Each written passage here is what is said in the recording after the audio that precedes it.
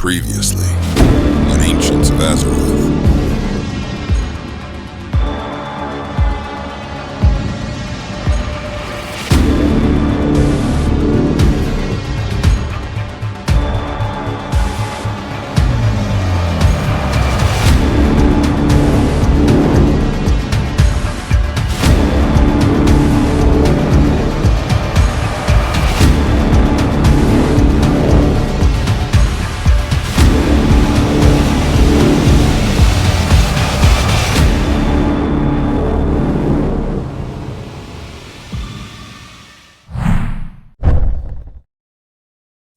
On the Ancients of Azeroth, a brutal and bloody war had ensued.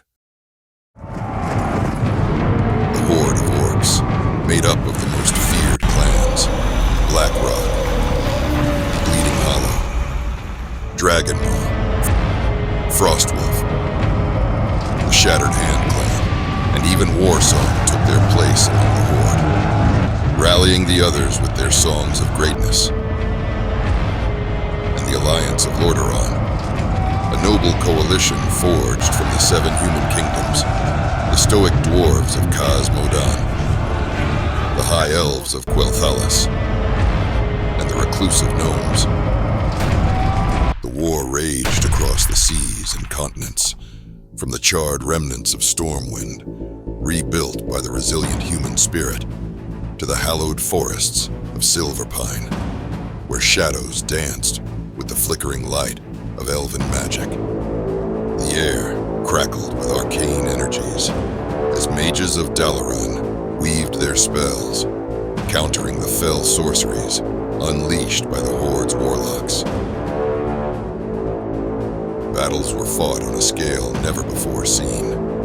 Amidst the chaos, heroes arose on both sides. The Paladin Uther, the Lightbringer, shone as a beacon of hope for the Alliance, his hammer a force of retribution against the corruption of the Horde.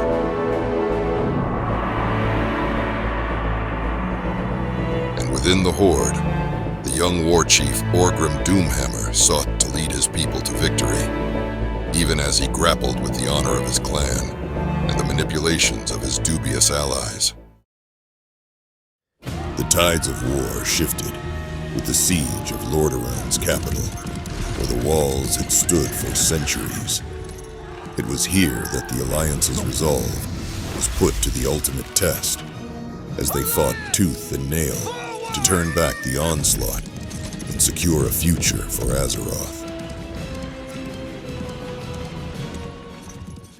In the aftermath of the Second War, the shattered remnants of the Horde, led by the shaman Ner'zhul, sought to reclaim their lost glory. In his unquenchable thirst for power, Ner'zhul turned to the dark arts, delving into forbidden knowledge that lay hidden in the ancient texts of Draenor, the orcs' homeworld. The land of Draenor was a world of savage beauty, where the crimson skies met the jagged peaks of the Blade's Edge Mountains, and the lush plains of Nagrand stretched to the horizon. It was a world that throbbed with the raw energies of the twisting nether, energies that Ner'zhul sought to harness to open portals to countless other worlds, dreaming of an empire that would span the cosmos.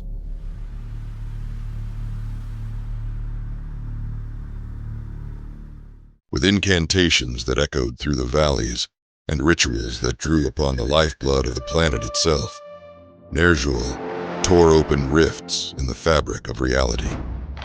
One by one, the portals shimmered into existence, their arcane light casting eerie shadows across the desolate landscape. But such power came at a dire cost.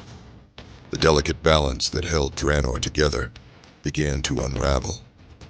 The earth groaned and split. Lava spewed from fissures that cracked open like wounds, and the very air screamed with the agony of a world being torn apart. The once mighty orc clans, already diminished by war, could only watch in horror as their home crumbled around them. The skies darkened with the ash of destruction, and the rivers ran red with the blood of a dying world. In a desperate bid for survival, many orcs fled through the portals, finding themselves in the alien landscapes of Azeroth, while others were left behind to face the apocalyptic fury of their shattered world. As the final cataclysmic explosion rent Draenor asunder, the remnants of the once proud planet were flung into the void, becoming the fragmented realm known as Outland, a testament to the folly of hubris and the destructive power of unchecked ambition. And with that, we bring part 3 of this 4-part series to a close. Don't forget to join us on one of our daily live streams, check out our other content, and of course, hit that subscribe button. And remember, the blade grows dull when it sleeps in its scabbard.